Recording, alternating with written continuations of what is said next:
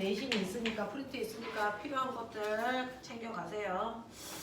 자, 보시면 지난 시간에 했던 거 우리 반도체요. 자, 반도체를 보면 첫 번째 여러분들이 알고 있는 것처럼 한 종류의 원소로 되어 있는 순수 반도체가 있었다. 안녕하세요. 안녕하세요, 용식이.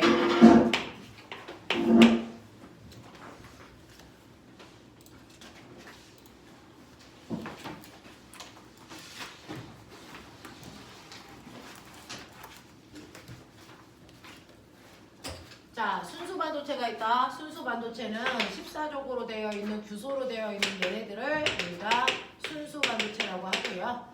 규소로 되어 있는 이 반도체는 규소로만 옵틱 규칙을 만족하는 결합을 만들어낸 걸 순수 반도체라고 하고. 지훈아 일로 와. 자, 거기에 우리가 전기 전도성을 향상시킨다. 향상, 거짓말, 도핑시키기 위해서 다른 원소를 집어넣어 불순물 반도체를 만든다. 자, 불순물 반도체를 만드는데요. 13족을 도핑하면 뭐가 생겨? 13족 도핑했어. 그럼 뭐가 생깁니까? 네, 전자가 빠져나간 양공이 전화 나르게 역할을 하는 P형 반도체가 생긴다 했고요. 15족을 도핑해요. 그럼 뭐가 생깁니까? 그렇죠. 자유롭게 움직이는 자유전자가 생기는 N형 반도체를 만드는데, 이때 P형 반도체와 N형 반도체를 됐어. 두 개를 한 세트로 할 거야? 아니면 세 개를 한 세트로 할 거야?에 따라서 두 개가 한 세트가 되어 있는 뭐가 있고요? 다이오드가 있어요. 다이오드는 이런 식으로 한쪽은 P형, 한쪽은 N형으로 되어 있는 거고요. 세 개를 한 세트로 만들어 놓은 걸 트랜지스터 라고 하는데, 트랜지스터는 이런 식으로 양쪽 끝은 같은 극, 가운데만 반대극 이렇게 만들어 놓은 걸 트랜지스터라고 해서 PNP로 만들든지 NPN으로 만들어 이렇게 되는 건데, 이때 다이오드는요 실제로 전류가 한 방향으로만 흐르게끔 하는 정류 작용을 목적으로 만든 반도체이고요. 트랜지스터는요 사실은 이건 몰투에서 할 건데, 트랜지스터는 증폭 작용,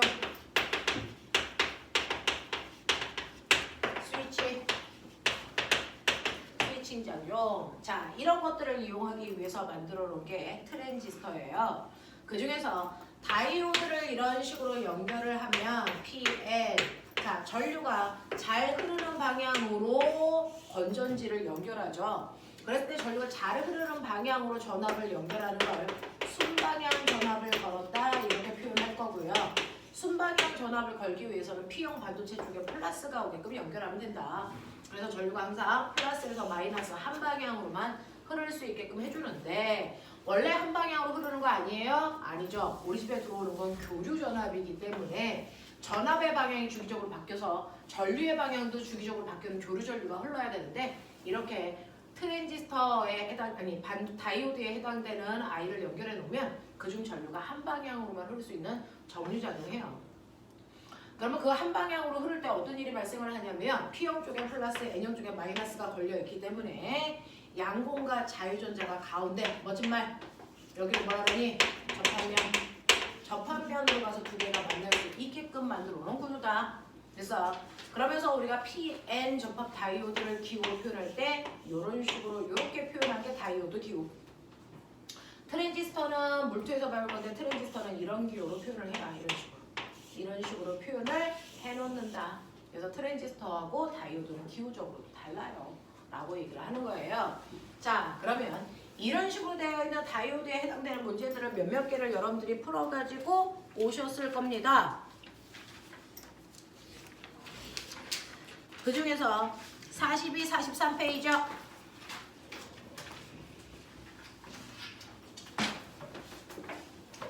42, 43페이지요. 그래도 오늘은 날씨가 좀 푹한가 봐요. 히터 틀어놨더니 덥네요. 오늘 조금 살짝 꺼볼까요?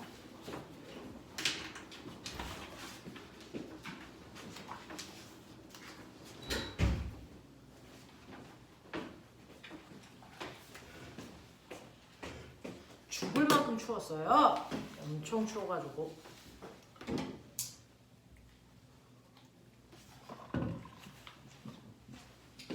자, 42, 44페이지에서 지금 몇 번? 4번이요. 4번을 보시면 그린 가와 나는 각각 기체에서 원자의 에너지 준위와 고체의 에너지 띠를 나타낸 겁니다. 자, 기체나 액체는 왼쪽에 있는 가번 그림처럼 전자 껍질의 구조를 띠고 있다면 고체는 전자띠의 구조를 띠고 있다라고 하는 거고요. 그랬을 때 여기에 대한 설명으로 맞는 것을 찾아보세요 라고 했을 때 기억. 가에서 원자에게서 멀어질수록 에너지 준위는 높아집니다. 그래서 가장 바깥쪽 무한번째 껍질에 있는 에너지가 가장 커서 그 에너지 값을 우리가 0으로 놓는다라고 얘기했던 것도 기억을 좀 해봐 주시면 될 것 같고요. 그 다음에 니은 나에서 각 에너지 띠에는 에너지 준위가 하나만 존재합니까? 라고 했을 때 우리가 고칠 때는 전자띠의 형태를 띠는데 이 전자띠는 전자 껍질이 여러 개가 살짝 어긋나 있기 때문에 이 높이만큼의 에너지를 갖는 거거든요. 그래서 에너지가 살짝씩 다 달라요. 그래서 이렇게 된다라는 얘기였고요. 그 다음에 디귿 나에서 에너지 띠 사이에는 전자가 존재할 수 없다라고 했는데 띠와 띠 사이를 우리가 뭐라고 하냐면 여기를 띠틈이라고 불러요. 이 띠틈에는 전자가 존재할 수 없기 때문에 이걸 건너가기 위한 만큼의 에너지를 흡수해야 올라갈 수 있다라고 표현을 했거든요. 그래서 기억과 디귿이 맞는 거야 라고 얘기합니다. 자, 그 다음에 넘어갈게요. 44, 45에서 질문 2번이요.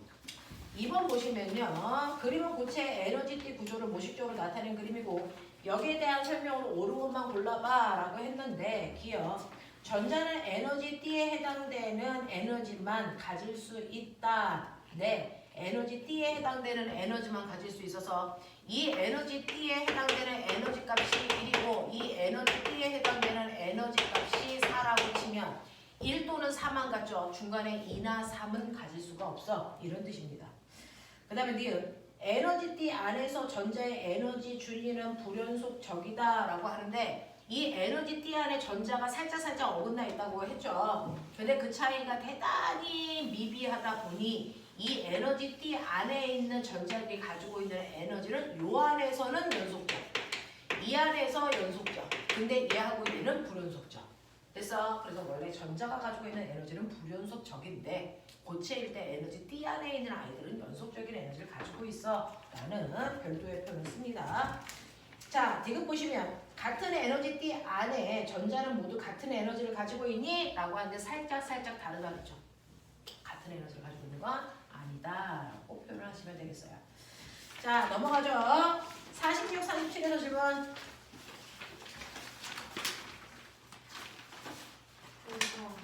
5번 보시면 자, 그림은 A와 B의 에너지띠 구조를 나타낸 것입니다. A와 B는 각각 도체와 부도체인데요.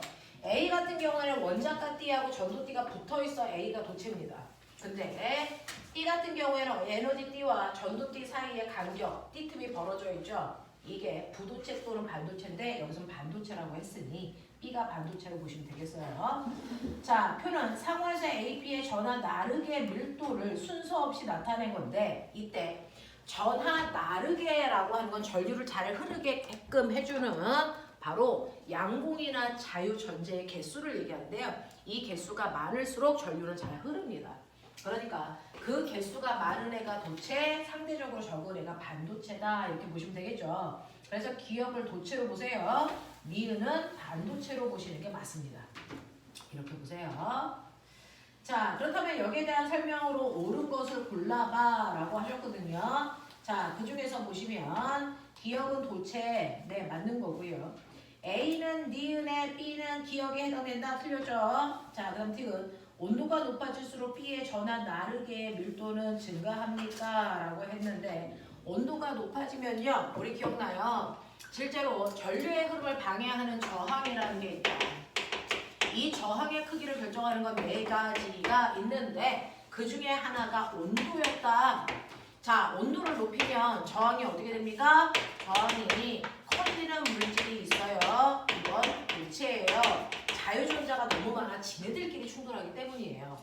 근데 온도가 높아질수록 저항이 작아지는 물질들이 있어요. 그게 바로 반도체하고요. 고도체라는 절연체입니다. 얘네들은 저항이 작아진다는 얘기는 바로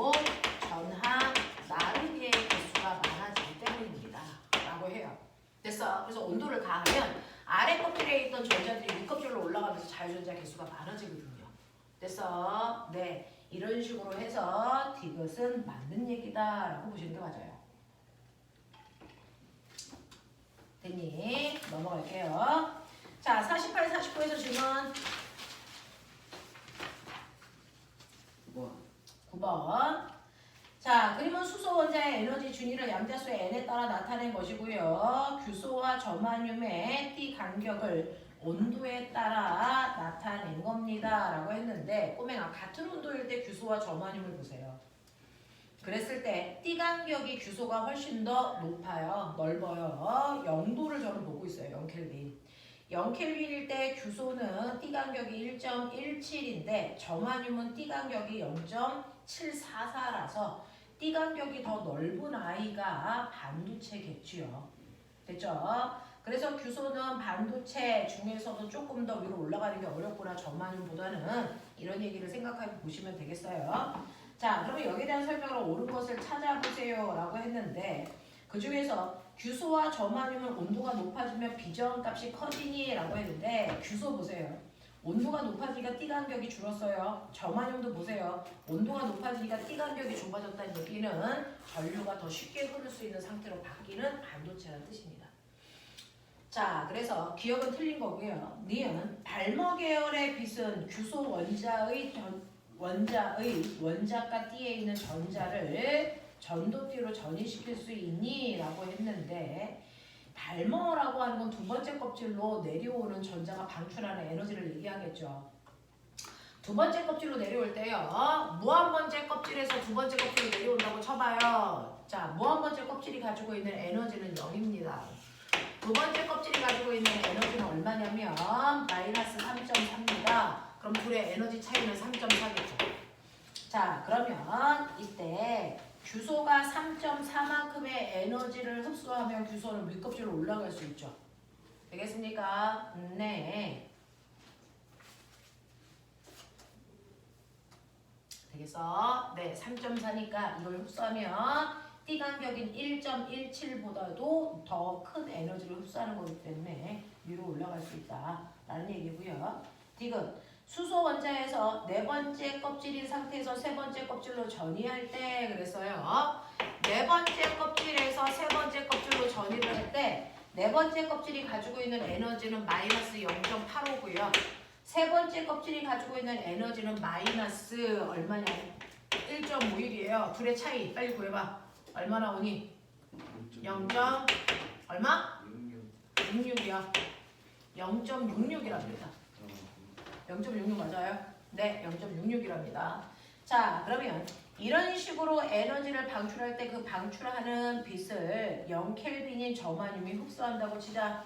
근데 0켈빈인 저마늄은요. 윗껍질로 올라갈 때 에너지 얼마 필요하냐면 0.744 이상의 에너지가 필요해요.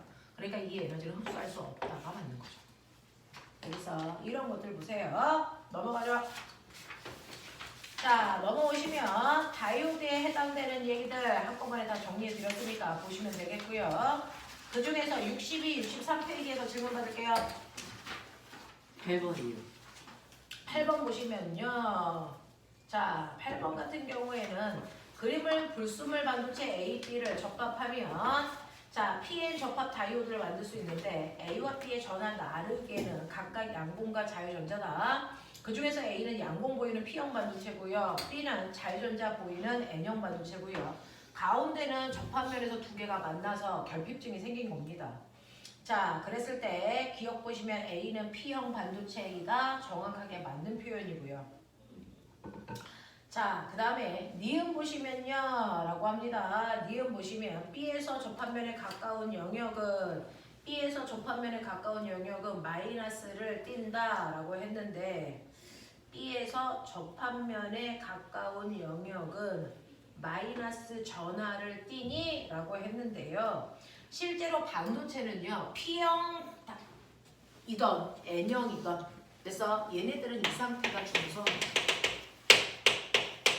얘는 양봉을 많이 가지고 있는 중성이고요. 얘는 자유전자를 많이 가지고 있는 중성이지 자유전자가 많다고 해서 마이너스가 된 건 아니라고요.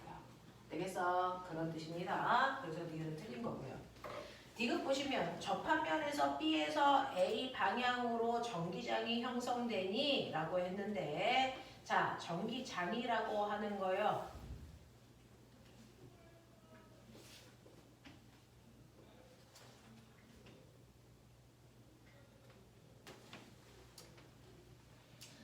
접합면에서 B에서 A 방향으로 전기장이 형성이 되니? 라고 했는데요.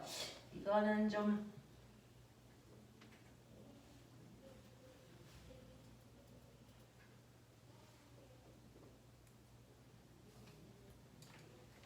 자, 이거는 이렇게 이해하시면 되겠어요. P형 반도체가 이렇게 이제 다이오드가 이렇게 있을 때 P형, N형 이렇게 되잖아요. 됐죠? 자, 이렇게 되어 있을 때 N형 쪽에서 전자가 P형 쪽으로 이렇게 끌려가는 게 여기가 됐어요. 네. 그래서 전하가 이렇게 움직이니까 여기에서 전기장 방향이 여러분들이 보시는 것처럼 B에서 A 쪽으로 전하가 이동하는 이게 전기장 방향이야. 이렇게 얘기한 것뿐입니다. 그래서 자, 그래서 이런 식으로 이해해 두시면 되겠다라고 하는 거죠. 그래서 이 전자가 이동하는 방향으로 전기장이 형성되어 있다라고 하는 표현으로 이해하시면 될 것 같아요. 이 문제는 항상 친구들한테 풀지 마라고 했던 건데 여러분들한테 그 말을 못해서 자, 이렇게 전자가 움직이는 방향이 전기장 방향이다라고 이해를 해두시면 돼요. 반도체는 약간 우리가 알고 있는 전기장의 개념하고 조금 다릅니다. 그래서 이런 식의 개념으로 이해해 두시면 되겠다. 넘어가죠. 6번이요. 아까. 6번이요? 아, 6번이요. 62페이지 6번 문제 보시면요. 이거 6번도 이제 별로 좋지 않아서 선생님이 6번도 그냥 봐라고 하는데 상원에서 규소로 이루어져 있는 순수한 반도체의 자유전자의 밀도가 약 10의 16승이라고 치자. 이 순수한 반도체에 15족인 비소를 집어넣으면 하나 집어넣을 때마다 전자가 한 개씩 늘어나는 거잖아요. 됐죠? 네, 1승씩 늘어난다고 보시면 돼요. 그래서 자유전자의 밀도를 10배, 6승배만큼 증가시키려면 1제곱미터의 규소 원자가 비소 원자로 바뀌었을 때 얼마만큼 집어넣으면 되겠습니까? 라고 하는 거죠. 그러니 10에 16승이 있었는데 이거에 6배 이거에 10에 6승배를 증가시키려면 얼마? 10에 22개 도핑하면 돼 라는 뜻입니다. 알겠습니까? 이런 느낌 열어보시면 돼요. 자, 넘어오시면 64, 65 질문 넘어갈게요. 66, 67 질문 8번. 자, 8번 보시면 이거는 이제 수능 계열입니다. 수능에서 이렇게 나오는 건데 그림과 같이 직류 전원과 교류 전원의 저항값이 같은 두 저항과 반도체 XY로 구성되어 있는 발광 다이오드를 연결한다. XY는 P형 반도체와 N형 반도체를 순서 없이 나열한 거라 어디가 P형이고 N형인지 판단하셔야 되고요. 스위치 A를 연결했을 때 발광 다이오드에 빛이 들어와 라고 하는 건 발광 다이오드의 순방향 전압이 걸렸어 이 뜻입니다. 됐죠? 그래야 빛이 나오니까. 그래서 이거를 이런 식으로 해서 보시면요.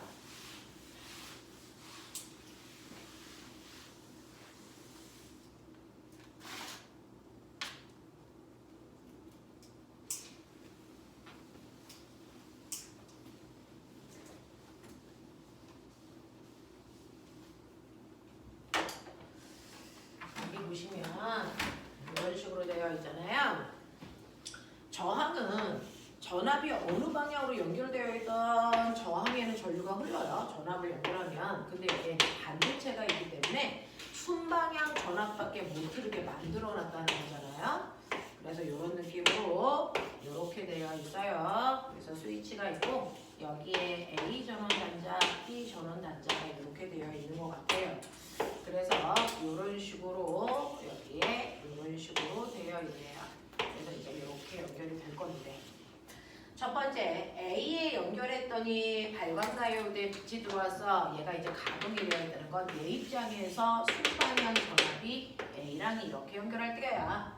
자, 그러면 이쪽이 플러스니까 P 플러스 쪽에 연결된 여기가 P형, 여기가 N형 이렇게 되어 있다는 얘기예요. 되겠죠? 자, 이렇게 연결을 했을 때 여기에 전류 흐르지만 여기도 흘러요. 됐죠? 이렇게 됩니다. 자, 그럼 여기에 대한 설명으로 만든 것을 찾아볼게요. 그 중에서 기억 보시면 A는 자유전자가 전환 아르겐이 아니요. 여기에서 X는 P형 반도체니까 양봉이 전환 아르겐입니다. 이렇게 나타야죠. 자, 니은 스위치를 A에 연결하였을 때 발광 다이오드의 접합면에 자유전자와 양봉이 재결합합니까? 네. 이렇게 순방향으로 연결되어 있을 때 양봉과 자유전자가 결합합니다. 이런 뜻이에요. 자, 그 다음에 스위치를 B에 연결하면 발광 다이오드에서 빛이 방출되지 않니? 라고 해서 B에 연결을 하면 얘는 교류 전원 단자잖아요. 그래서 한 번은 순방향, 한 번은 역방향 이렇게 전압이 흐르니까 순방향일 때는 불이 켜져요. 역방향일 때는 안 켜지고요. 됐죠? 그래서 불이 안 켜지는 게 아니고 켜졌다 꺼졌다를 반복하는 겁니다. 무슨 말인지 알겠어? 이렇게 해결하는 게 맞습니다. 넘겨갈게요. 자, 68페이지 질문. 10번. 자, 68페이지에 10번 문제 보시면 자, 10번 같은 경우에 그림은 발광 다이오드에 해당되는 전압을 걸었을 때 자유전자와 양봉의 이동 방향과 에너지띠의 구조를 모식적으로 나타낸 그림입니다. 자, 그 중에서 이 G는 원자가 띠와 전도띠 간격으로 발광 다이오드가 방출하는 빛의 파장이 남다입니다. 라고 하는 거예요. 그러니까 전자가 건너갈 수 있는 최소한의 전압을 걸었을 때요. 전자는 항상 여러분들이 알고 있는 N형 반도체에서 P형 반도체 윗껍질에서 아래껍질로 전자가 내려온다 생각하시면 돼요. 그래서 이때 내려오면서 방출되는 빛의 파장의 길이가 남다야 라고 이렇게 한 겁니다. 자, 그러면 여기에 대한 설명으로 맞는 것을 찾아보세요 라고 했는데요. 이때 여러분들이 보시면 기억 순방향 바이오스는 전압을 반도체 입장에서 전압이라고 안 하고요. 반도체에서는 전압을 바이오스라고 불러요. 정말. 그죠? 그래서 순방향 전압이 걸렸기 때문에 전류가 흐를 수 있어. 그래서 자유전자가 양봉으로 내려와 라는 뜻이고요.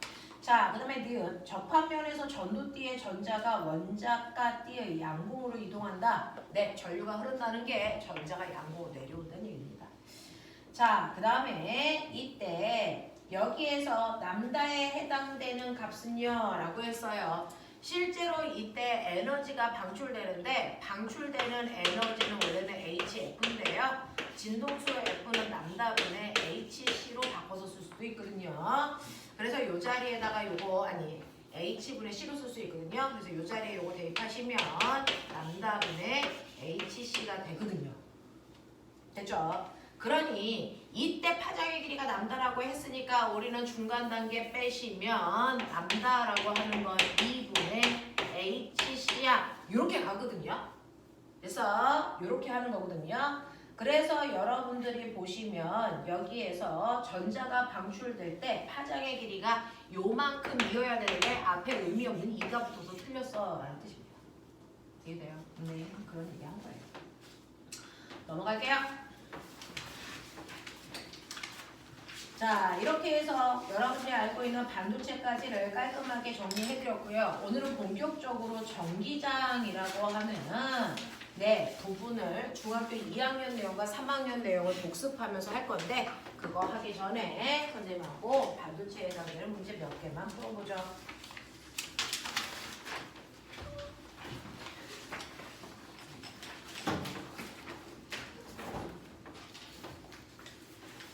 네, 해봐주세요.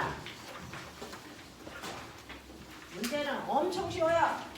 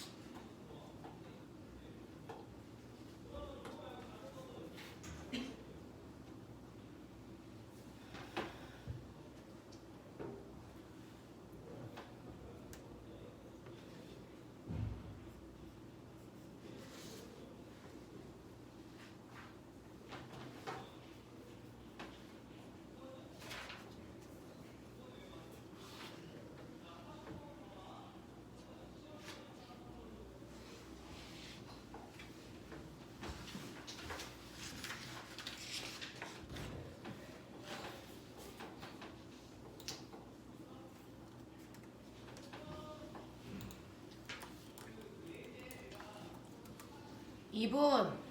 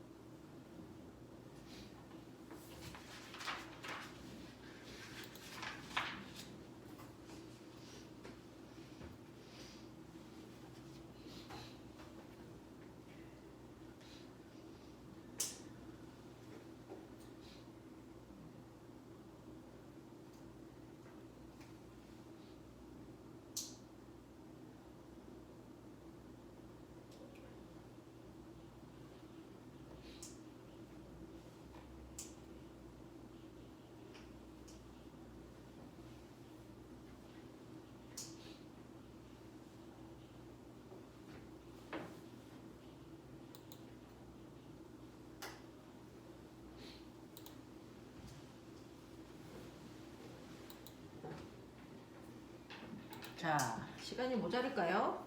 그러진 않나요? 네. 답 확인할게요. 자, 1번에 2, 2번에 5, 3번에 4, 4번에 2, 5번에 4, 6번에 3, 7번 3, 8번 4, 9번에 3, 5, 10번에 5. 자, 맞은 개수 확인할게요. 나노. 7개. 어? 7개. 다인. 저 6개요. 민수. 8개. 보건. 10개. 준혁. 8개. 지훈. 10개요. 연우. 10개. 자, 질문할 거 있는지 확인할게요. 자, 1번부터 6번까지 중에서 질문할 거 뭐 있을까요? 없는 걸로 넘길게요. 자, 7번부터 10번까지 질문할 거. 7번하고 10번이요. 7번 보시면 다이오드의 용도에 대한 설명으로 옳은 것을 찾아보세요 라고 했는데 다이오드는 정류작용하기 때문에 교류를 직류로 바꿀 수 있어요. 맞는 표현이에요. 자, 그 다음에 전류가 흐르면 빛이 나게 할 수 있다. 발광 다이오드 얘기하는 거죠. 전류의 세기를 증가시킬 수 있다. 네, 다이오드 자체로는 전류의 세기를 증가시킬 수는 없습니다. 자, 그래서 1, 2번에 해당되는 기억, 니은, 1, 2번을 기억, 니은으로 바꿔주셔야 될 것 같아요. 그래서 3번으로 가시면 되고요. 10번, 그림은 고체 에너지띠를 나타낸 것이고 A는 전자가 채워져 있지 않고 C는 전자가 완전히 채워져 있다. 자, 여기에 대한 설명으로 옳은 것을 찾아보세요 라고 했는데 C가 완전히 채워진 걸로 봐서 얘는 부도체 아니면 반도체예요. 자, 그러면 그 중에서 A, B, C는 모두 허용된 띠입니까? 라고 했어요. 네, A, B, C에 모두 다 전자가 들어갈 수 있으니까 둘 다 허용된 띠고요. 허용되지 않은 공간은 B입니다. 띠틈. 됐죠? 자, 그 다음에 D는 전자가 완전히 채워진 띠입니다. 라고 했는데 자, 이 중에서요. C가 전자가 완전히 채워져 있기 때문에 당연히 D도 전자가 완전히 채워져 있다라고 보시는 게 맞습니다. 자, 그 다음에 3번. B가 작을수록 전기 전도성이 커진다. 당연하죠. 띠틈 사이의 간격이 좁을수록 전자가 잘 이동할 거니까 라는 표현입니다. 되겠어? 전자는 무조건 아래 껍질부터 채우기 때문에 C가 꽉 찼다는 건 D가 꽉 차 있다는 뜻입니다. 되겠어? 이렇게 해결하시는 게 맞아요. 자, 다른 질문 없습니까? 네. 오늘 선생님이 대단히 빠른 속도로 전기 파트를 해결하려고 노력 중인데요. 그 중에서 네, 지금은 전기 파트에서 내용이 조금 간단한 부분이 하나가 껴 있어요. 그게 바로 자성이라고 하는 부분인데 한 칸 건너뛰어서 가시면 그거 먼저 하고 잠깐 쉬었다가 그 다음에 전류에 대한 자기장을 해결하도록 할게요. 자, 어디를 보시면 되냐면 100페이지요. 물질의 자성. 여기 먼저 볼게요. 이 문제가 간단합니다. 그래서 여기가 간단해서 여기부터 진도 나갈 수 있도록 할게요. 자, 보시면 100페이지에 있는 물질의 자성. 자, 자성이라는 건 자석의 성질 이 뜻이에요. 물질이 자석의 성질을 띠고 있어 라고 하는 물질의 자성이에요. 자, 그럼 물질이 어떻게 자석의 성질을 띠고 있는데 라고 얘기하면 사실은 자석에는 두 가지가 있죠. 처음부터 끝까지 자석인 영구자석이 있고 전류가 흐를 때만 자성을 나타내는 전자석도 있어요. 우리는 보편적으로 영구자석을 보면 영구자석은 한쪽은 N극 한쪽은 S극 서로 반대의 성질을 가지고 있는 두 개의 극이 있어. 얘네들을 우리가 쌍극자라고 불러요. NS 사이의 관계가 쌍극자고요. 플러스와 마이너스 사이의 관계가 쌍극자입니다. 서로 이렇게 반대되는 성질을 가지고 있는 애들을 우리가 쌍극자라고 하는 이런 자석이 있어서 이러한 자석은요. 같은 극끼리는 서로 밀어내는 척력이 작용하고요. 반대 극끼리는 서로 잡아내는 인력이 작용하는 이런 성질을 가지고 있습니다. 자, 이러한 자석을 정확하게 반으로 자른다고 치자. 자석을 반으로 자르면 두 개의 극으로 분리시킬 수 있다 없다? 이거 없어요. 두 개의 자석을 반으로 잘라도 한 덩어리 안에 다시 NS가 생겨 두 극을 분리시킬 수 없어. 이걸 또 잘라도 한 덩어리 안에 NS가 다시 생겨요. 그러면 이렇게 자석을 잘라도 계속 두 개의 극이 생기는데 이거 언제까지요? 라고 얘기하면 얘를 잘라 하나의 원자가 남을 때까지 NS 두 개의 극이 항상 생깁니다. 그러니까 하나의 원자 안에 두 개의 극이 생긴다는 얘기죠. 그러면 이 원자를 쪼개서 핵폭탄을 만들면 핵분열을 시키면 어떻게 돼? 핵분열을 시키면 그제서야 NS 극이 없어져요. 그래서 네, 원자 하나가 남을 때까지는 NS가 있고요. 그 핵을 터뜨리면 그때부터는 NS가 아예 두 개가 존재하지 않는 거지 분리시킬 수 있는 건 아니라는 말이죠. 그러면 이렇게 물질 중에서 자석이 NS 극을 가지고 있고 쪼개도 무한히 NS로 돼서 두 개의 극을 가질 수 있는데 이유가 뭐야? 라고 하는 거예요. 물질이 자성을 띠는 이유가 뭐니? 라고 하는 자성이 생기는 원리에 대해서 간단하게 정리하더라. 이건데요. 여러분들이 알고 있는 것처럼 원소기호예요. 얘 누구죠? 나트륨은 원자번호 몇 번입니까? 11번이라는 얘기는 양성자가 11개 있고 전자도 11개 있는 중성 상태라는 얘기겠죠. 그러니까 이렇게 원자 안에는 양성자를 11개 가지고 있는 원자핵이 있고요. 따라서 바깥쪽에는 11개의 전자들이 있는데 11개의 전자들이 그 지역에 붙박이로 박혀 있을까 움직일까? 라고 하면 이 밖에 있는 전자는 끊임없이 운동합니다.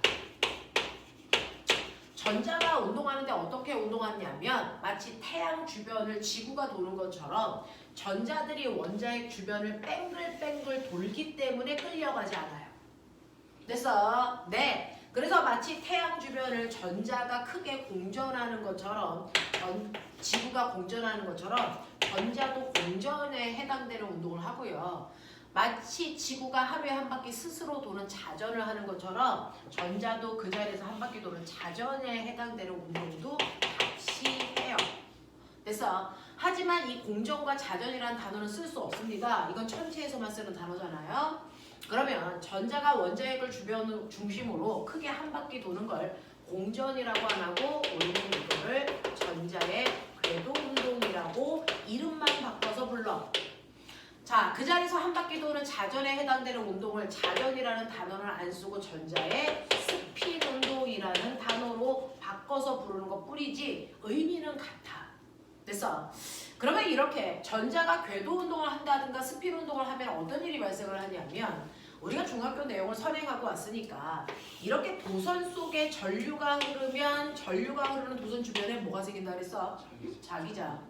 전류가 흐른다는 얘기는 전자가 움직인다는 얘기예요. 물론 전류가 흐르는 방향과 반대 방향으로 전자가 움직이긴 하겠지만 그래서 전자가 이동하면 그것과 반대 방향으로 전류가 흐르는 행위가 생기는 거죠. 그래서 전자의 운동에 따라서 전류가 흐르는 거고요. 이 전류가 흐르면 반드시 주변에 자기장이 생기는 거잖아. 그러니까 3단 논법에 의해서 전자가 운동하면 주변에 자기장이 생기게 돼요. 되겠냐? 이 얘기예요. 그러니까 원자 속에는 11개의 전자들이 끊임없이 움직인다면 그 11개의 전자들이 움직이는 주변에 전류가 흐르는 거고 그 전류에 의해서 전자 주변에 뭐가 생기냐면 자기장이 생깁니다. 각각의 전자마다 자기만의 NS의 자기장을 만들어 놓고 움직인다는 얘기야. 만들면서 움직인다는 얘기야. 그러니까 전자들이 움직이는 방향은 제각각이라서 N극, S극의 방향은 다 다를 수는 있어요.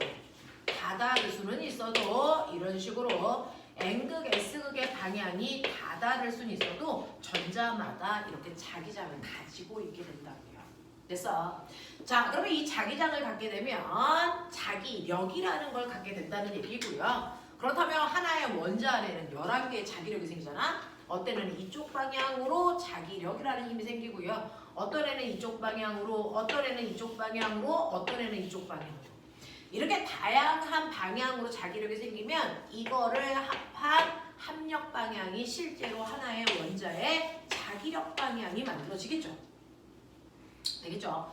예를 들면 어떤 애는 오른쪽으로 4N, 어떤 애는 위쪽으로 3N이라면 이거를 합성한 방향은 어느 방향이야? 이쪽 방향으로 5N의 힘이 생기는 것처럼. 맞아요. 이런 식으로요. 11개의 전자들이 자기력을 만들면 그 자기력에 합성된 자기장 방향이 원자마다 생길 수밖에 없어요. 그렇죠? 자, 그래서 이런 식으로 원자 속의 전자들이 움직이다 보면 그 전자들에 의해서 자기장이 생기고 그 생긴 자기장에 합성된 방향으로 원자가 자기장 방향을 갖게 됩니다. 이런 식으로 하나의 원자가 자기장을 뚜렷하게 갖는 아이를 우리가 원자 자성이 있다 이렇게 표현해요. 근데 원자 안에 합성하니까 자기장이 0일 수도 있죠. 왜? 합력이 0일 수가 있으니까. 이렇게 합력이 10N, 16N인데 서로 반대 방향으로 작용해. 그러면 합력이 0이잖아요. 그것처럼 합성한 자기장을 구했더니 어떤 원자 속에는 자기장이 0일 수도 있죠. 이런 애들은 원자 자성이 없다라고 표현하죠. 그래서 원자는 그 안에 있는 전자들이 움직여서 각각 자기장을 만드는데 그 자기장을 합했을 때 원자 자성이 뚜렷하게 나타나는 원자도 있고요. 그렇지 않은 원자도 있다.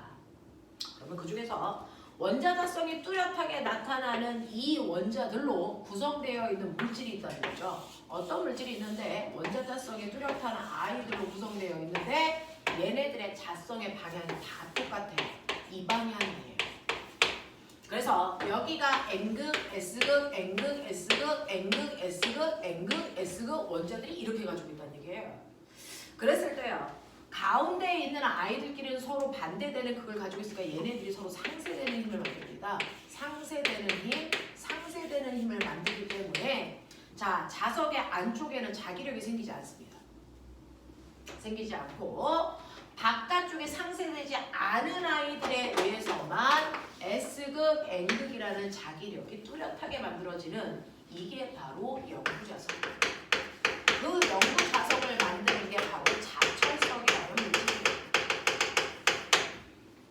그래서 우리가 알고 있는 N극과 S극이 생긴 자석이 만들어지는 거예요. 그랬다가 내가 이 자석을 쪼개요 라고 해서 얘를 쪼개게 되면 됐죠? 이 부분이 쪼개서 없어지는 순간 여러분들이 보시면 여기에 있는 N극에 의해서 상쇄된 이 S극이 상쇄가 안 되니까 드러나는 거죠. 그래서 다시 S극이 생겨. 이걸 또 잘라요. 또 자르면 얘 때문에 상쇄됐던 이 부분에 NS가 다시 드러나 요 가운데는 상쇄되지만 얘는 상쇄되지 않죠. 그래서 다시 S극이 생겨요. 또 잘라요. 그러면 요거는 없어지지만 이쪽에 있는 상쇄된 S극이 다시 드러나요. 그래서 자석을 쪼개도 두 개의 극이 계속 반복되는 이유가 자 가운데서 상쇄된 극들이 튀어나오기 때문입니다.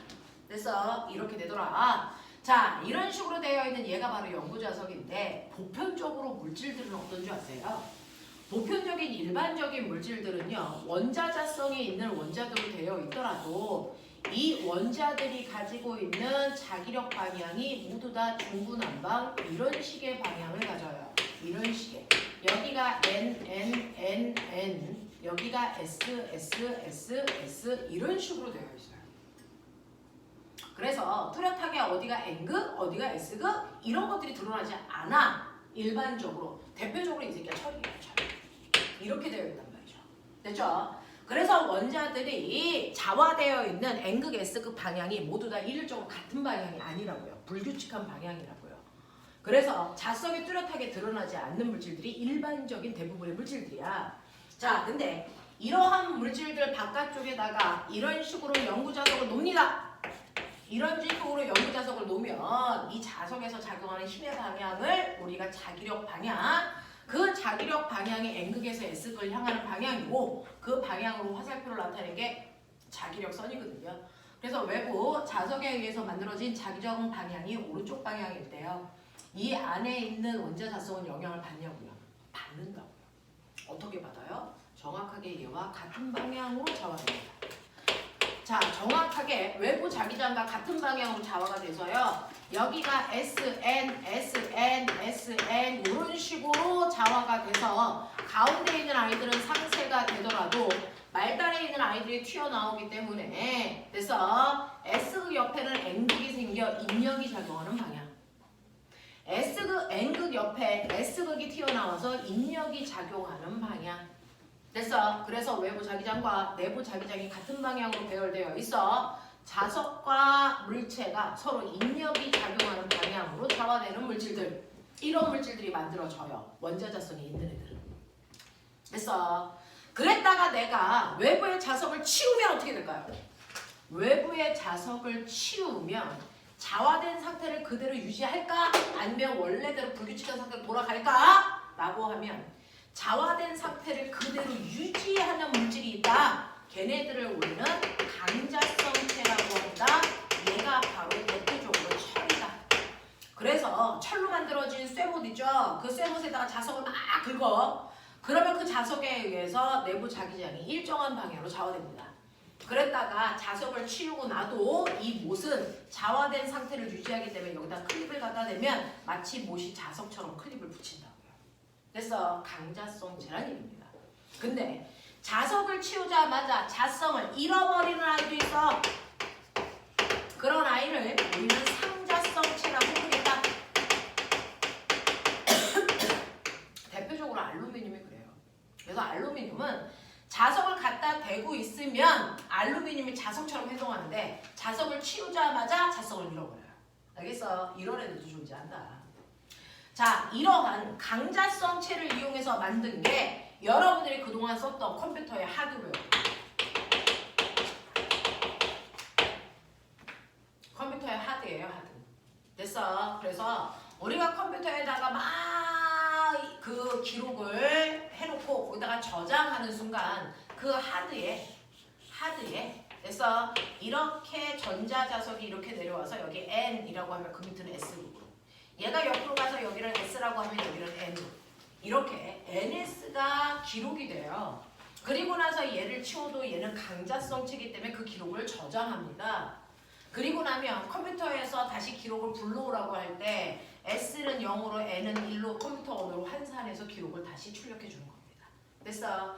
자, 그런가 하면 옛날에 어른들이 썼던 신용카드 뒤에 보면 뭐가 있었을까요?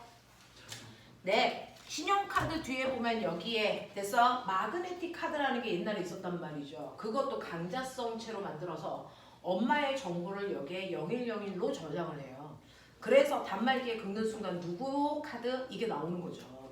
됐어? 이렇게 됐는데 이렇게 강자성체로 만들면 정보 입력하기는 쉬운데 복제도 쉽고요. 그리고 여기다가 센 자석을 갖다가 훅 대는 순간 어떻게 됩니까? 정보 날라가죠. 그럼 엄마한테 뒤지게 맞죠. 됐죠? 이렇거든요. 그래서 요즘은 여기 마그네틱 카드를 쓰는 게 아니고요. 여기에 있는 보이세요? SSD 카드. 전기 신호로 정보를 저장하는 장치로 바꿔놨어요. 알겠어? 이 카드 다 자르고 얘만 멀쩡해도 이거 씁니다. 정보는 여기밖에 없거든요. 알겠어? 이렇게 되는 거예요. 자, 그래서 옛날에 이런 식으로 강자성체를 가지고요. 정보를 저장하는 그런 장치들을 만들어 놨다라고 하는 거고요. 자, 근데 선생님이 여러분들한테 가르쳐드리고 싶었던 건 얘네들이 아니고 사실은 이거 가르쳐드리고 싶었어요. 원자자성이 없는 애. 자, 원자자성이 없는 원자들도 존재한다 그랬잖아요. 그러면 이렇게 원자자성이 없는 원자로 되어 있는 물질들도 존재하겠죠. 자, 그래서 얘는 NS가 없어요. 합력이 0이라서. 근데 여기다가 외부 자기장을 갖다 대면 얘는 영향을 받을까 안 받을까? 얘가 뚜렷하게 받습니다. 외부 자기장이 N극에서 S극 방향을 이렇게 만들어졌는데 원자자성이 없는 애한테 갖다 대는 순간 얘는 특이하게 영향을 받습니다. 어떻게? 외부 자기장과 반대 방향으로 자화되는 방향으로 자기장이 갑자기 툭 하고 튀어나와요. 그래서 이쪽에 N, S, N, S, N, S, N, S 가운데는 지네들끼리 상쇄를 시키더라도 상쇄되지 않는 부분이 드러나는데 드러난 부분이 자석과 물체 사이에 청력이 작용하는 방향으로 자화됩니다. 자석과 물질 사이에 서로 밀어내는 청력이 작용하는 방향으로 자화돼. 다시 말해 외부 자기장과 반대 방향으로 내부 자기장이 생긴다. 외부 자기장과 반대 방향으로 내부 자기장이 생기는 방향으로 자화됩니다. 그래서 이렇게 원자자성이 없는 아이들은 자석과 서로 반발력, 밀어내는 힘을 가지고 있다. 반자성체라고 합니다. 됐어. 그러면 이렇게 반자성을 띠고 있는 이 아이한테 자석을 치우면 어떻게 될까? 반자성이 그대로 유지될까? 아니면 사라질까? 라고 하는데요. 이렇게 자석을 쳤을 때 그 자기력을 유지하는 건 강자성체 하나만 유지합니다. 그걸 뺀 나머지 상자성체와 반자성체는 자석을 치우는 순간 그 힘을 잃어버리고요. 그 세기도 더럽게 약합니다. 얘는 힘이 센다. 그래서 이런 성질을 띄어서 자석을 치우는 순간 반자성이 없어져요. 그래서 근데 얘네들이 가지고 있는 성격이 대단히 독특하다 보니 얘네들에 대해서 집중적으로 연구한 과학자가 있습니다. 그 과학자의 이름이 마이스너라는 과학자예요. 되게 유명해요. 마이스너라는 과학자가 있는데 이 마이스너라는 과학자는요. 엄청 센 자석 위에 반자성을 띠고 있는 물체를 위에 올려놓습니다. 반자성을 띠고 있는 물질의 대표적인 게 여러분들이 없으면 죽는 물입니다. 그리고 금, 은입니다. 이런 애들이에요. 금은 구리. 그래서 이런 애들이거든요. 그래서 이렇게 좌석 위에다가 반자성을 띠고 있는 물질을 올려놓는 순간 여기가 N급, 여기가 S급. 그래서 이렇게 돼요. 그래서 자석에 의해서 밀어내는 방향으로 청력이라는 자기력이 작용하고 얘도 물질이니까 지구가 잡아당기는 중력도 받겠죠. 하지만 이 반자성이라는 힘이 대단히 약하다 보니 중력에 비해 약해서 미는 힘을 작용하지만 꼭꼭 뜨지 않습니다. 근데 얘를 아주 독특하게 엄청나게 차가운 영하 200도에다가 집어넣어요. 다시 말해서 액체 질소에다가 집어넣어요. 액체 질소에다가 이렇게 집어넣으면 어떤 일이 발생을 하냐면 이 반자성의 물질이요 상온에서는요 저항이 큰 편이었어요. 근데 온도를 낮추면 갑자기 저항이 뚝 떨어져서 저항이 작아지는 게 아니고 아예 저항이 영인 물질로 바뀌어요. 저항이 영인 물질로 바뀌어버려요. 그래서 우리가 알고 있는 도체 중에서도요 전류가 가장 잘 흐르는 도체의 대표적인 게 누구냐면 은이에요.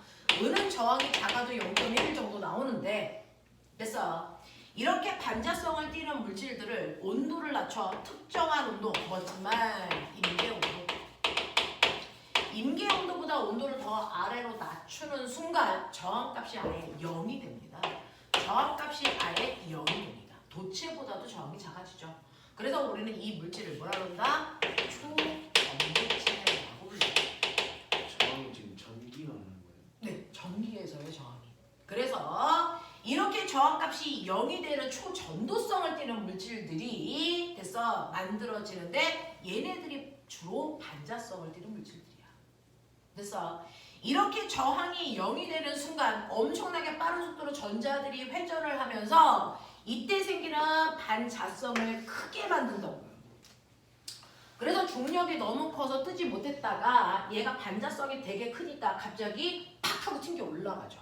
그래서 튕겨 올라가는데 로켓처럼 튕겨 올라가요. 튕겨 올라가는데 얘가 위로 올라가다 보면 자석과 멀어지니까 반자성이 약해지는 거죠. 그래서 어느 위치에 되면 중력과 청력의 세기가 0이 되는 위치가 있어요. 거기에 그냥 뚱 하고 떠 있어요. 그래서 네 이렇게 되는 성질을 갖는다는 걸 알아낸 게 마이스너라서 이걸 마이스너 효과라고 얘기합니다. 됐죠? 자, 그러면 이 성질을 우리가 활용하자가 되게 특이하니까 그래서 물질을 허공에 띄울 수 있잖아요. 그래서 이 성질을 이용해서 우리가 뭐 만들고 싶냐면 공중에 떠서 가는 열차, 뭐지 말? 자기부상 열차. 그래서 이거 가지고 자기부상 열차를 만들려고 하고 있고요. 그래서 병원에서 쓰는 MRI라고 하는 자기공명 장치, 우리 몸에 병 있나 없나 확인하는 거고요. 이거 한 방 찍을 때마다 100만 원 정도 들어요. 이 장치도 지금 우리가 사용하고 있고요. 그 다음에 인공태양 만들겠다. 이게 궁극적인 목적이에요. 인공태양. 이거 만들겠다는 거예요. 그래서 그러면 도대체 인공태양이라고 하는 거 이거 왜 필요하니? 우리는 선생님한테 배웠습니다. 별이라고 하는 거의 중심에는 핵융합이 일어난다. 그 핵융합을 통해서 엄청나게 많은 에너지를 만들어낼 수 있는데 핵융합을 하기 위해서는 최소한의 온도가 뭡니까? 1000만 켈빈 정도가 돼야죠. 그 1000만 켈빈이나 되는 엄청난 온도를 그래서 만들기 위해서는 저번 시간에 얘기했어요. 수소라고 하는 아이를 1000만 도에 해당되는 온도로 가열하면 4개의 수소가 하나의 헬륨으로 바뀌는 핵융합이 가능하거든요. 이때 엄청난 에너지가 방출되는데 이 에너지를 이용해서 전기 에너지 만들겠다. 이게 바로 핵융합로다. 근데 문제는 이렇게 1000만 도까지 견딜 수 있는 그릇이 없다. 그래서 우리는 어떻게 한다? 그릇 속에 수소를 공중에 띄워요. 그래서 수소만 가열하지 그릇을 뜨겁게 하지 않는다고요. 알겠습니까? 그러면 이 수소를 어떻게 허공에 띄워? 마이스너 효과를 이용한 거예요. 그래서 마이스너 효과를 이용해서요. 그릇을 허공에 띄울 겁니다. 아니 수소를 허공에 띄워서 얘만 1000만 도로 만들어서 핵융합을 하게끔 할 거야. 근데 문제는 이렇게 얘가 허공에 띄울 정도의 반자성을 띄우려면 이 공간의 온도가 얼마? 영하 200도에 가까운 온도를 가져야 된다는 얘기죠. 영하 200도. 얘는 영하 200도, 얘는 1000만도. 이거죠. 가장 뜨거운 걸 담는 가장 차가운 그릇을 만들어야 된다는 얘기야. 그래서 그동안 러시아의 전 세계 과학자들이 모여서요. 이렇게 저항값이 0이 되는 임계 온도요. 그게 그동안 영하 200도 근처에서 일어났단 말이야. 자, 근데 영하 200도에서 임계 온도가 만들어지면 영하 200도까지 온도를 늘리는데 돈이 더 많이 들어. 만들 필요가 없단 말이야. 그리고 영하 200도 근처에 인간이 가면 냉동 인간이 돼요.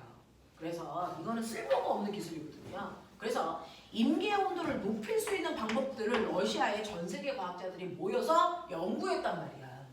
우리가 쓸 수 있는 온도 근처까지 임계 온도를 올리자. 그래서 우리나라 서울대 팀이 이 임계 온도를 영하 50도까지 올려놨어요. 영하 50도까지 올려놨고요. 그랬다가 러시아가 전쟁을 터뜨리는 바람에 연구가 중단됐다가 우리나라 사람들이 우리나라에서 연구를 해서 이게 상온에서 가깝게 해서 실제로 만들 수 있는 초전도체를 찾아낸 거죠.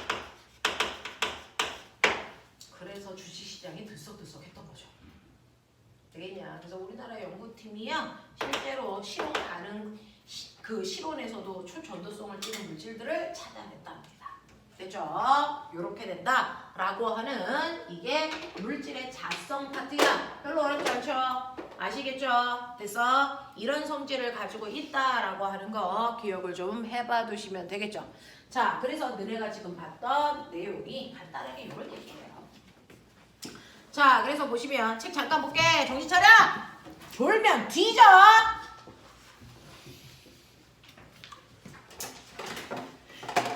어제 뽀로로 봤냐? 왜 조냐? 자, 보시면 첫 번째 100페이지에는요. 쌍극자라고 하는 거 서로 반대되는 성질을 가지고 있는 물질들을 쌍극자라고 한다. 자석에도 N극과 S극이 바로 자기 쌍극자의 역할을 하더라 라는 얘기고요. 자, 이렇게 물질이 자성을 띠는 건 원자의 바깥쪽에 전자가 끊임없이 움직이는 운동을 하기 때문이다. 101페이지. 그 전자의 운동에는 궤도 운동과 스핀 운동이 있다 라고 했습니다. 그것 때문에 각각의 전자에는 NS 극을 갖게 되고 그것 때문에 물질이 자성을 띠게 되는 거다 라고 하는 겁니다. 자, 그 중에서 102페이지 보시면 원자자성이 없는 아이들은 반자성체를 띄어요 라고 하는 102페이지에 있는 문제. 자, 그런가 하면 원자자성이 있는 아이들은 상자성 또는 강자성의 성질을 띱니다. 넘기세요. 104, 105.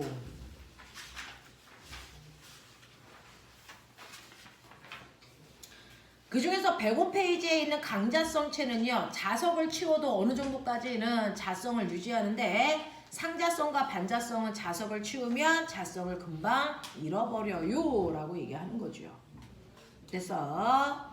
자, 이렇게 되면서 105페이지 맨 밑에 보이냐? 105페이지 오른쪽 맨 밑에 좀 볼래? 퀴리 온도 이거 무슨 말일까? 라고 하는데요. 자석이 자성을 잃게 하는 방법은요.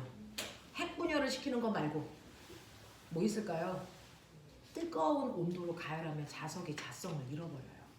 됐어? 그 자성을 잃어버리는 온도를 퀴리 온도라고 한다. 왜? 퀴리라는 사람이 알아냈던 온도라서.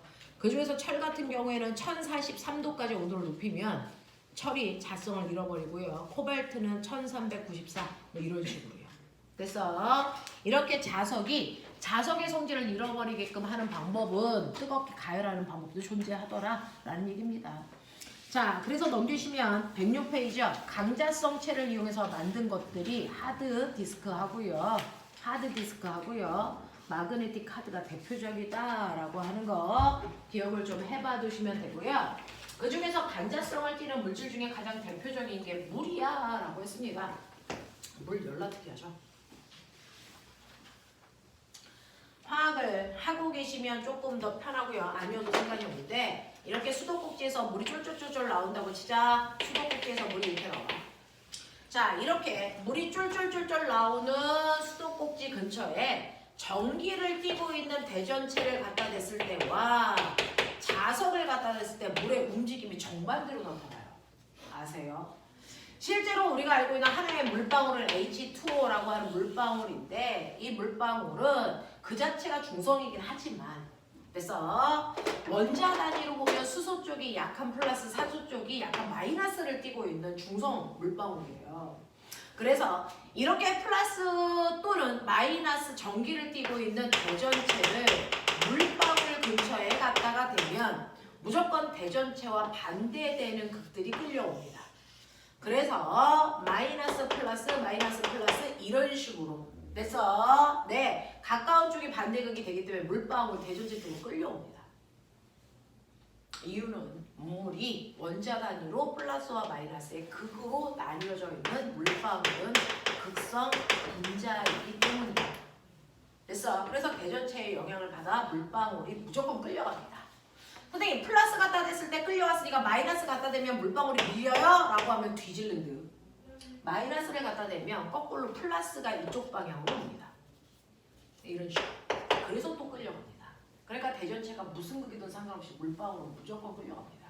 근데 대전체가 아니고 자석을 갖다 대면 어떻습니까? 라고 하면 물은 반자성을 띠는 물질이에요.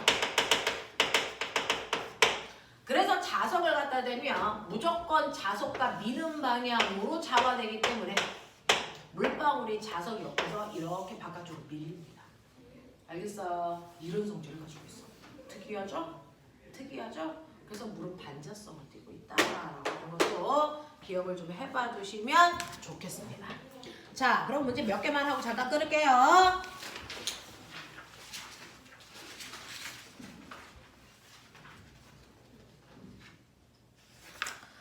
자, 여러분들이 가지고 있는 것처럼 되죠? 여기에 있는 3번, 4번, 그 다음에 6번,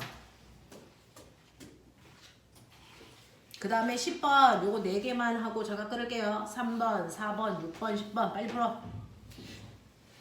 3, 4, 6, 10 닥쳐!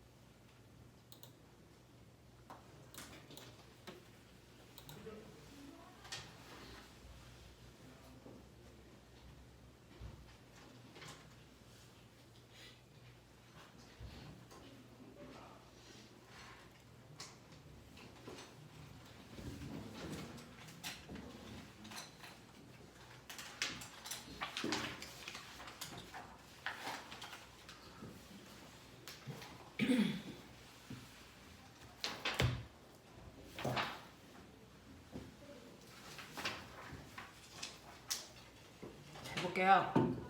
시간이 모자랄까요? 괜찮아요? 자, 여러분들 3번 해보라 그랬는데요. 그림은 자기화되지 않은 못에 자석의 N극을 가까이 하였을 때 못이 강하게 끌려와 N극에 붙는 것을 나타낸 것입니다. P는 못의 머리 부분을 나타낸 것이고 이 못에 대한 설명으로 맞는 것을 모두 골라봐 라고 하는 이런 문제였어요. 자, 그래서 보시면 여러분들이 보시는 것처럼 못은 강자성 체이기 때문에요. 이렇게 자석을 보시면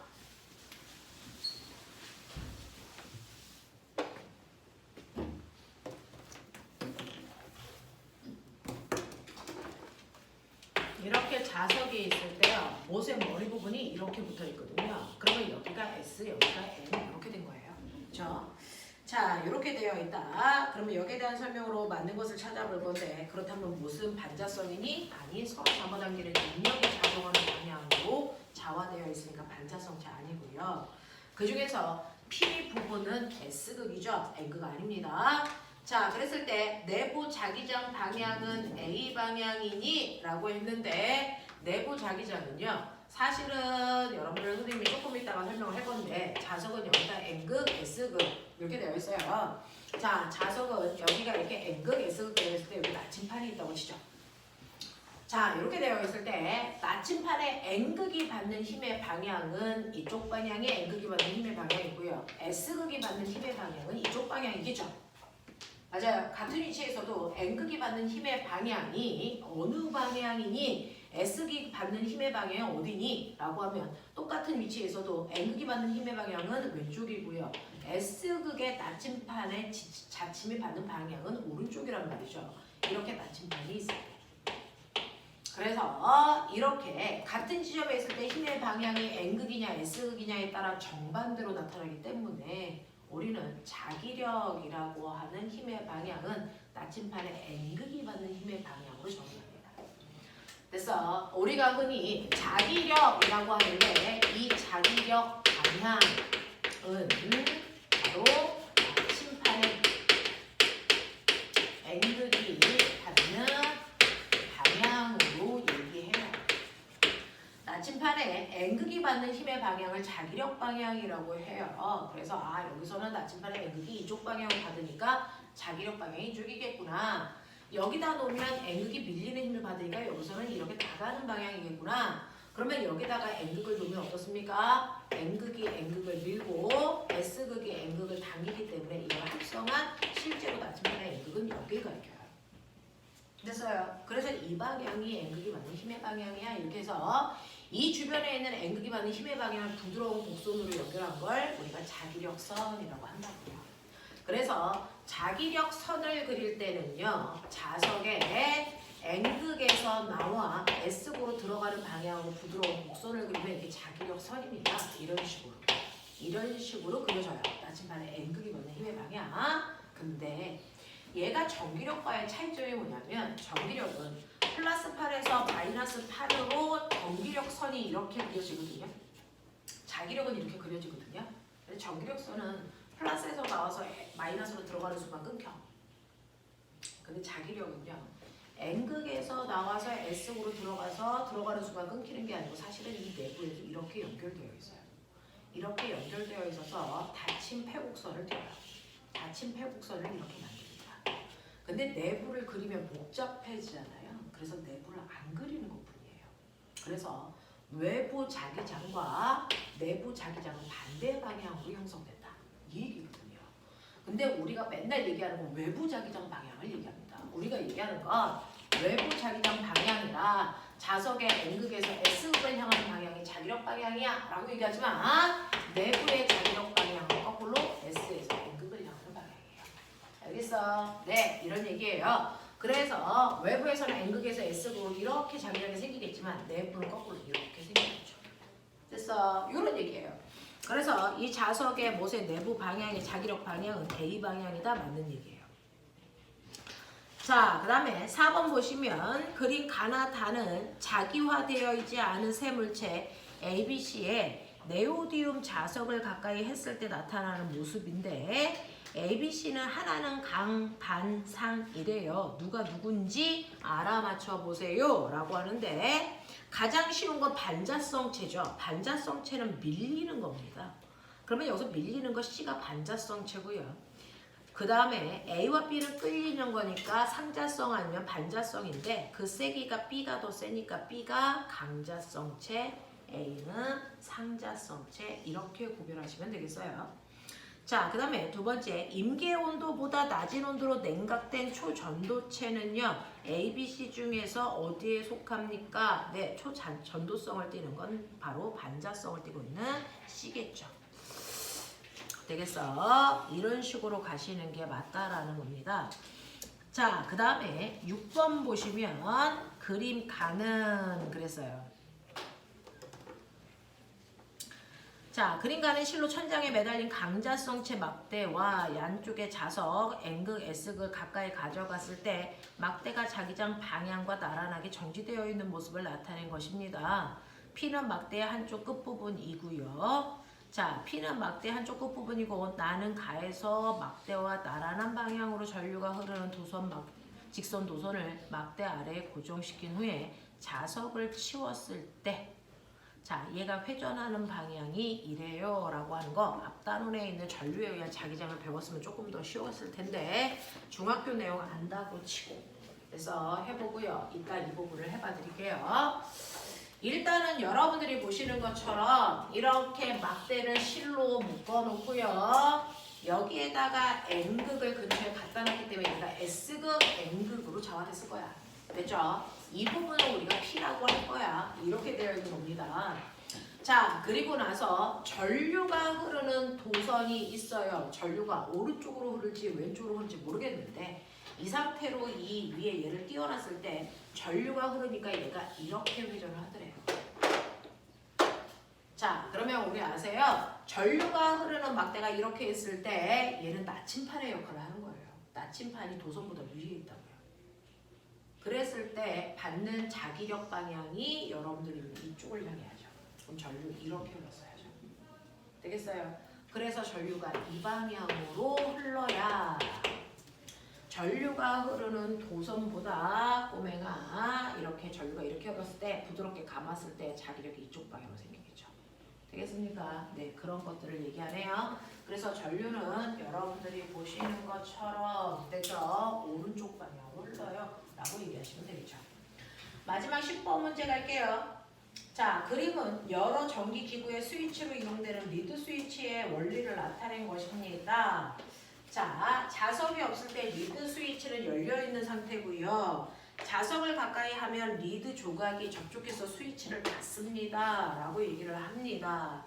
자, 그러면 얘가 이렇게 되어 있는 리드 장치예요. 여기가 A고 여기가 B고 이렇게 되어 있는 것 같고요. 그 다음에 여기에 이렇게 자석을 놓으면 여기가 NS 이렇게 돼서 자기력이 이렇게 되죠. 됐죠? 네. 그러면 N극에서 나와서 여기 S극. 그럼 여기 무슨 극? N극. 근데 얘하고 얘가 붙었네. 여기 S극, 여기 N극. 되겠어요? 이런 느낌이에요. 자, 이런 식으로 되어 있다. 자, 그렇다면 리드 조각에 쓰이는 자성체는 뭡니까? 라고 하는 이 리드 조각은 서로 잡아당기는 힘이 생겨야 됩니다. 그러니까 강자성체 아니면 상자성체지만 얘네들이 실제로 당길 정도의 센 힘을 만들어야 되니까 강자성체로 만드는 게 훨씬 더 좋겠죠. 자, 그 다음에 나는 A, B는 각각 NS 중에 어느 게 속합니까? 라고 하는 건 지금 보여드린 거겠죠. 되겠습니까? 네, 이렇게 해결하시면 되더라. 되겠어? 그래서 물질의 자성을 띠는 이유들을 이런 식으로 설명을 해봐 드렸습니다. 나머지는 집에 가서 풀어가지고 오시면 되겠죠. 자, 10분만 끌었다가 뒤에 연결할게요.